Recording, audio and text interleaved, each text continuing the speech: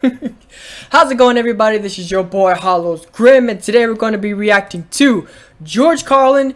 You have no rights. Now, you guys have been freaking telling me a lot over in the comment section to go react to more George Carlin. I did like the last video, religion is bull shaka. That was freaking great. That was funny, and that freaking blew up, and you guys really seem to like it. So here we are with George Carlin. You have no rights, and without further ado, let's get right into it.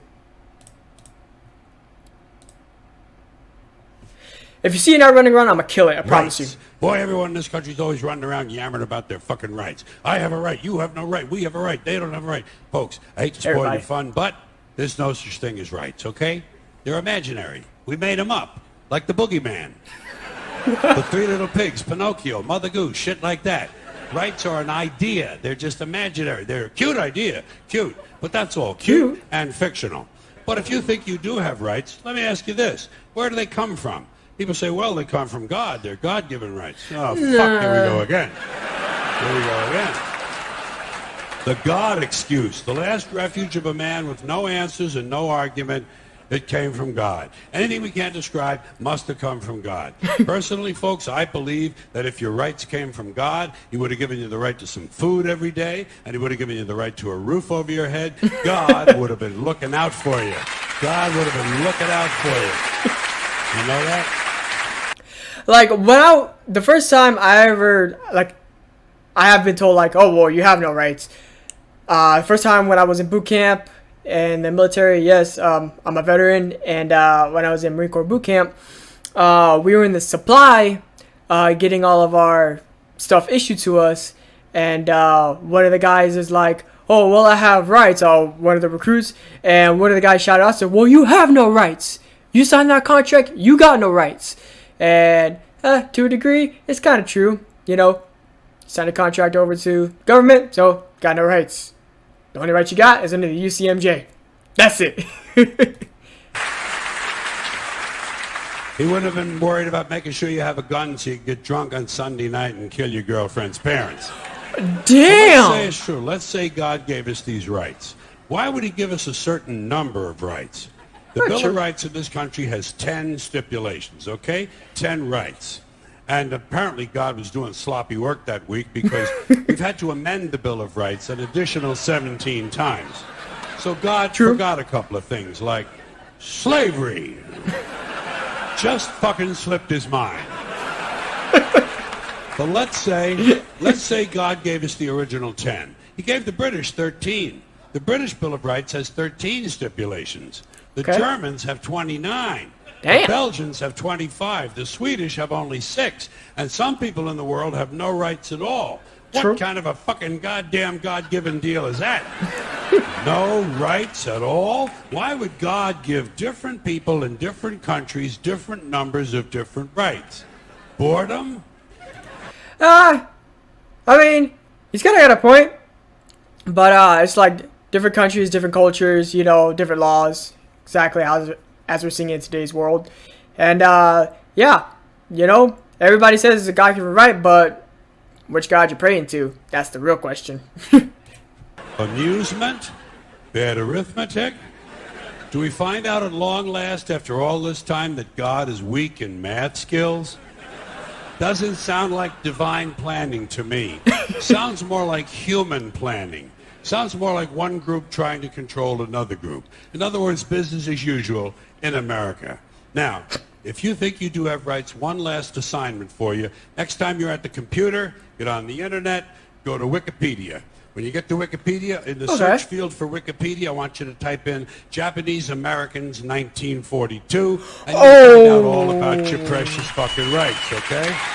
Oh yeah, that happened with the Japanese internment camps that we had. Yeah, that was not a good time in American history. Like I said, no country's history is perfect, especially ours.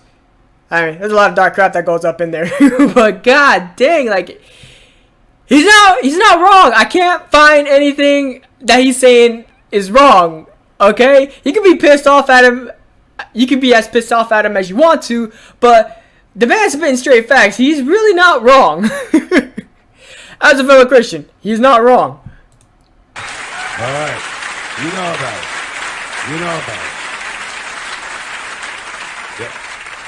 In 1942, there were 110,000 Japanese American citizens and good standing, law-abiding people who were thrown into internment camps simply because their parents were born in the wrong country. That's all they did wrong. They had no right to a lawyer, no right to a fair trial, no right to a jury of their peers, no right to due process of any kind.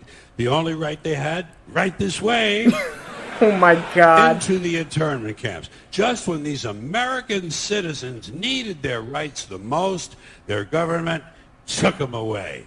And rights aren't Not rights wrong. if someone can take them away. They're privileges. That's all we've ever had in this country is a bill of temporary privileges. And Yep. if you read the news even badly, you know that every year the list gets shorter and shorter and shorter. You see how sooner or later? He's right.